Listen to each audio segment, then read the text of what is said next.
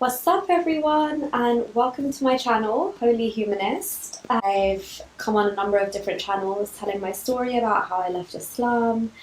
That includes Harris Sultan's channel and UK xmuslimuk TV, which I will add the links to because, as I'm sure you're all very thankful for, I'm so done telling my story and kind of want to focus on more important issues related to Islam, particularly around the treatment of women, which is why I've decided it's high time to start this channel and kind of delve into these topics some more. So yeah, welcome. I hope you're all doing well and staying safe wherever you are. Alright guys, so basically this is my first YouTube video ever, so please bear with me. I'm sure they'll get better over time, but the reason I decided to use this platform and my voice now is because I see so many ex-Muslims working so hard to expose the truth and the reality of what the Islamic ideology means, and quite frankly, if we want to see some lasting change, it's not fair to sit back and let them do all the work, especially for those of us who are in the West where the law is on our side.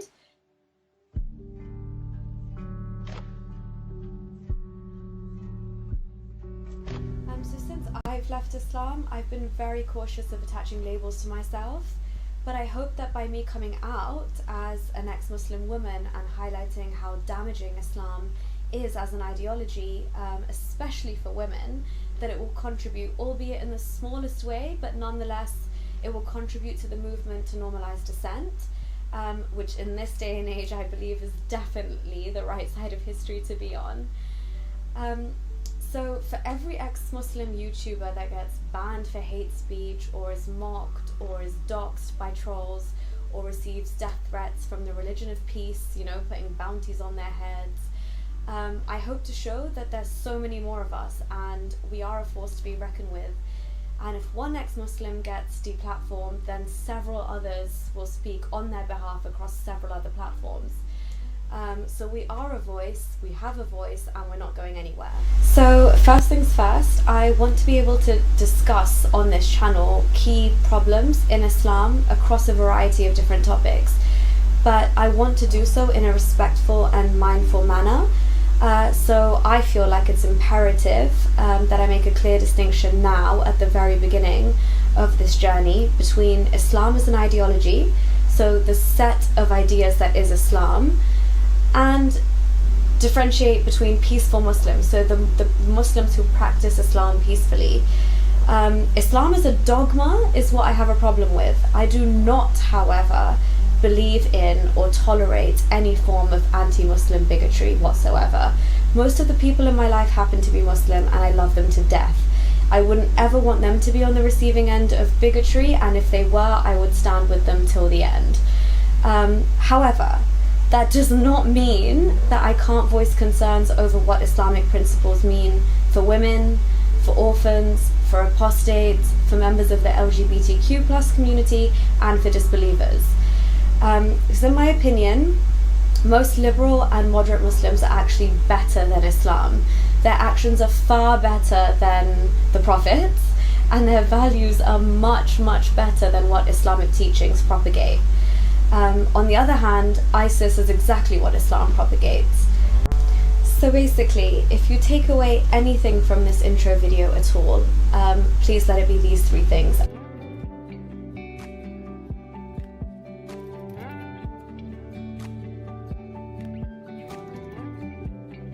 And I'll go into all three of them in a bit more detail shortly. But number one, Islam and feminism are not compatible.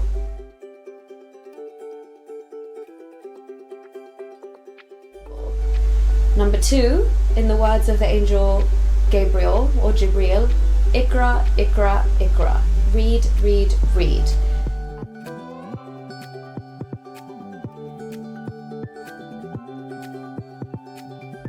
And number three, decolonize your mind. So I'll obviously go into a bit more of them in detail, but you cannot claim to be a feminist if you think Islam is a good or perfect set of ideals and you want to live by Islamic laws or Sharia. Islam is fundamentally not pro-women. If anything, it's anti-women. And let's go straight to the source of Islam, the Quran, which all Muslims by definition have to believe is the unchanged, unaltered, eternal word of God. So what does the Quran spell out about women? This is insanely juicy stuff. And I'm not even touching upon the hadith in this video. This is purely the Quran only. So let's start with Surah 2:2-8. Women are inferior to men because men are a degree above their wives. Men also have a right over women. Women must be obedient to men. Men have the right to discipline women. Women must cover their bodies. Women inherit half of what a man inherits, Quran 4:11. A woman's testimony is half that of a man's, Surah 2:282. Lest we forget, because we're so feeble-minded as women that, you know, a man might need to just prod us along and remind us of things in a court of law. We genuinely cannot be trusted to give testimony for ourselves that's equal to a man's. And then Quran chapter 2:2-3, your women are your fields, so go into your fields whichever way you like. Marital rape is absolutely obliterated as a concept here, can I just remind you. And then slave girls are sexual property for their male owners. And now this is where Islamically, in terms of theology, the discussion gets a bit complicated. So I'm just going to touch upon a commentary from Sayyid Maududi, who was a highly respected traditional commentator and scholar of Islam. And he basically says in his comment on the verse where, you know, slave girls are sexual property and they're taken as bounty in times of war, that it is lawful for Muslim holy warriors to marry women prisoners of war even when their husbands are still alive. But what happens if their husbands are captured with their wives? Well, Maududi cites a school of law that says Muslims may not marry them, but check this, 2 other schools say that marriage between the captive husbands and the wives is broken.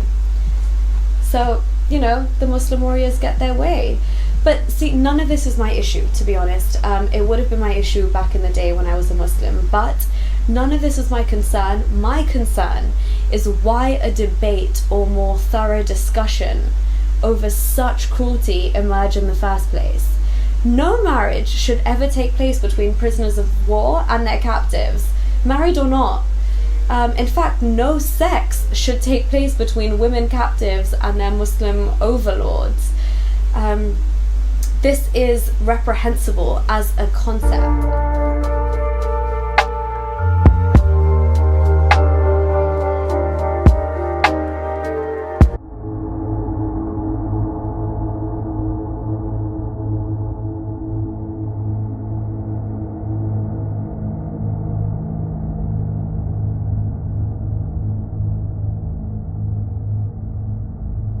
So as you can see, Islam allows deep immorality with women, especially when they're in their most helpless, vulnerable conditions. And this whole crime, it's reprehensible, but Allah or Alamia wills it nonetheless. The Quran says so. And I'll just list off a bunch of surahs which you can see for yourselves, but I'll put them on the screen here as well. Surah 4:3, Surah 23 5-6, Surah 33:50, Surah 70:22-30, all of which permit male slave owners to have sex with their slave girls. Surah 23 5-6 and 70:22-30 allow men to have sex with them in the Meccan period. So this is during times of peace, when Islam hasn't even gained that much traction. So this is still Islam in its peaceful stages manifesting its authority, and this is where it starts. This is how it starts. And obviously, like, we can't ignore the fact that it is one thing for soldiers in an army to kind of break away and strike out on their own and rape women. It does happen. All armies have criminal soldiers who commit this wrongful act. But the fact that we're dealing with a religion here, it's quite another matter in itself to codify this rape in a sacred text, which we call the Quran. So a couple of other things I want to touch on from the Quran in regards to women is that a wife may remarry her ex-husband if and only if she marries another man, they have sex, and then the second man divorces her. This is also where the concept of halala comes from, but this is Surah 2:230 of the Quran. And for the life of me, to this day, I have never found a good enough reason where that should happen. I understand the whole point of making sure that you want to get into a relationship where there's so much on the line, such as marrying another man and consummating it with him before making that decision, but I just think there's definitely better ways. I've always struggled with that concept, even as a Muslim. And then let's just go further down the rabbit hole. So mature men are allowed to marry prepubescent girls. No surprises there if you are very aware of the fact that Prophet Muhammad married Aisha at 6 years old and consummated the marriage with her at 9 years old. So there we go, that's that in practice.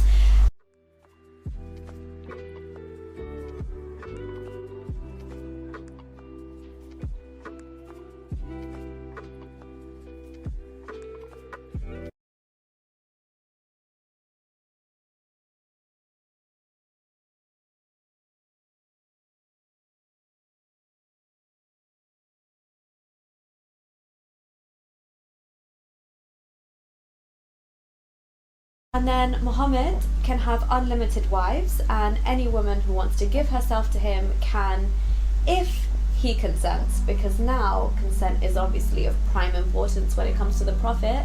He definitely has to like what he sees, you know? And then just typically Islamic heaven. Men have 72 virgin girls in heaven. Yes, sex slavery still exists in Islamic heaven. Surprise, surprise. And then the whole nuance of women should be confined to their houses. So these are just a couple of things I've just kind of thrown at you to do with women from the Quran. I'm obviously going to go into these in a lot more detail in separate videos, but I just want to give like an overhaul of where and how the Quran can really stagnate a woman's rights and just the status they're given, and depending on what kind of woman you are.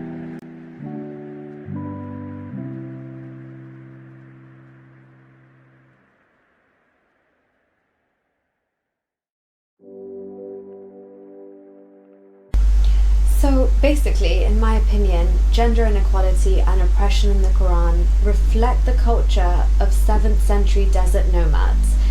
And if Allah and Muhammad had improved on this patriarchy, which they didn't, but if they supposedly have, then they didn't go far enough, especially not for a religion which has a claim to timelessness and being eternal and universal. So now back to the second point, Iqra, which means read in Arabic.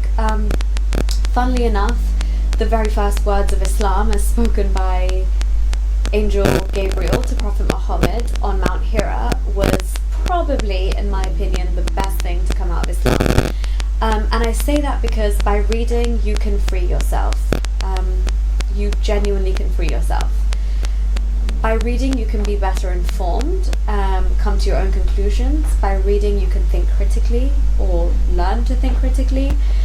And most importantly, by reading you are not relying on anything you've been told by people in a position of authority, whether it be your local mosque imam, the Maulvi on TV, your Quran teacher, or even your parents or your grandparents, depending on how young you are. The whole point of this and me speaking out and this channel, in essence, is that I urge all women, particularly Muslim women, to independently read the scripture. So even if Arabic isn't your mother tongue or your first language, don't let that put you off.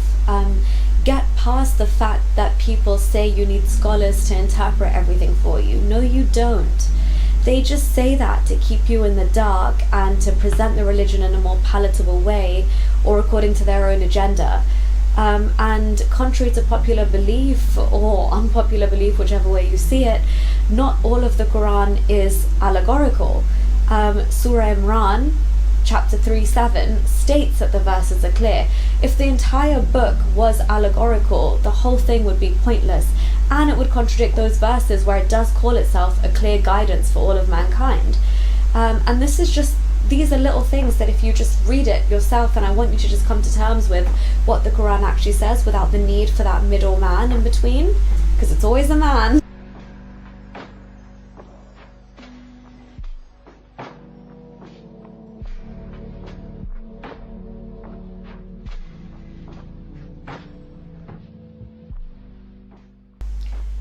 So if for no other reason than to defend your own cognitive dissonance, excuse my language, but of how women are not treated as inferior or objects of pleasure and basically like chattel, then please still read it.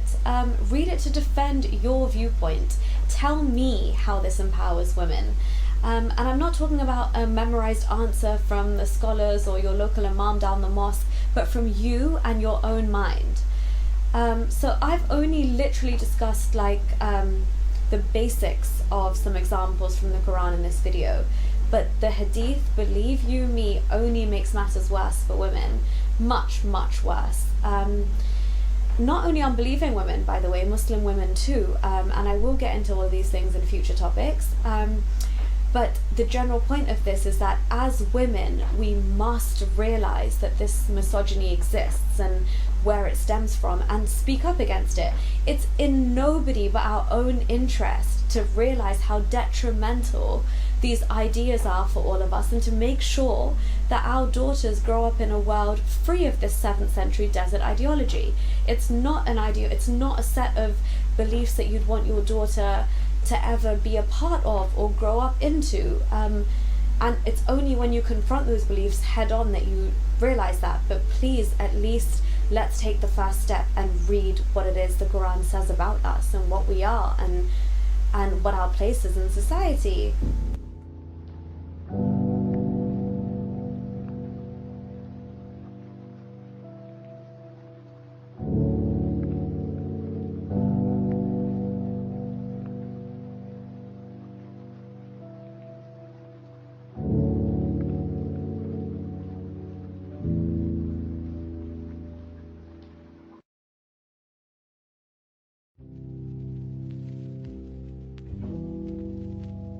So my third and last pointer for you to take away from this video was to decolonize your mind.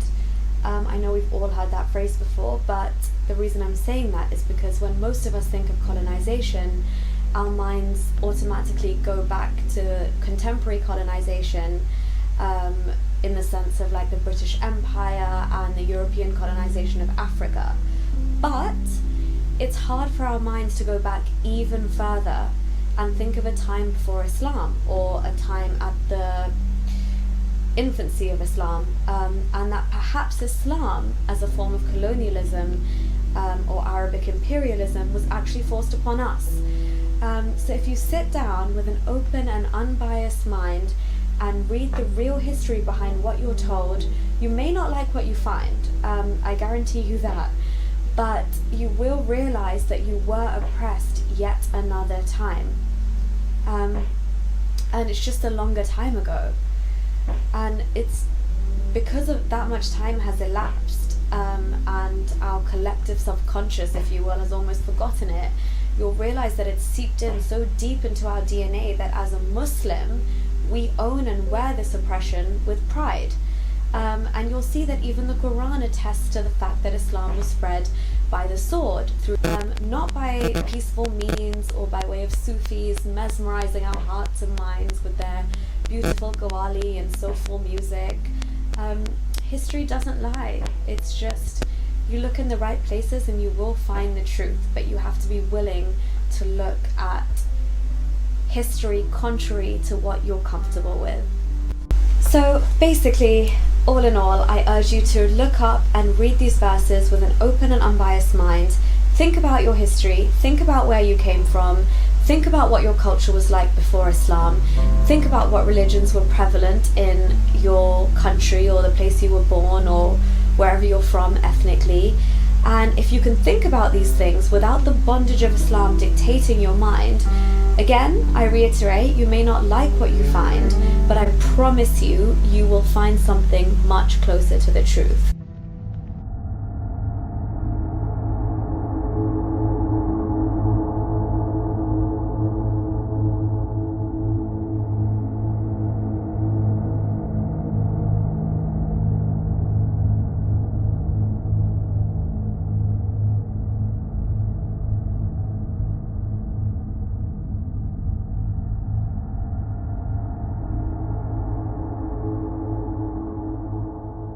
You won't have to lie to yourself every time you say or think or believe that Islam empowers women. So yeah, just some food for thought as an intro video. Just wanted to give you an insight into generally how I'm going to come about this, and the fact that it's going to be very kind of women-centric, and we're going to get to the nitty-gritty of Islam and kind of focus and hone in on some topics which mean a lot to me. The next video will be on a topic which I falsely believed for a very long time as a Muslim, and now it just baffles me as to how so many celebrities even believe this. But yeah, I'll leave you in suspense till then. But also, if you have been waiting for this channel for a while, I do apologize. I have been extremely busy trying to just balance my career and also find the time to research the topics in as much detail as I'd like to, and really focus on the topics that I'd like to share with you, because I understand, like, we're all busy, and I really want to put out content that's just very personal to me and hard-hitting, and maybe will just you know, get your brains ticking, and you might find out things you didn't know, and we can all just learn things together, because what else is the purpose of life? But yeah, thank you everybody for tuning in, and if there's anything you specifically want a video on, like any topic of interest that you'd really like to have covered, then please feel free to let me know in the comments. But I will be making videos on various topics and my own experience with Islam. But yeah, for now, light and love to you all. Take care, stay healthy and stay happy wherever you are.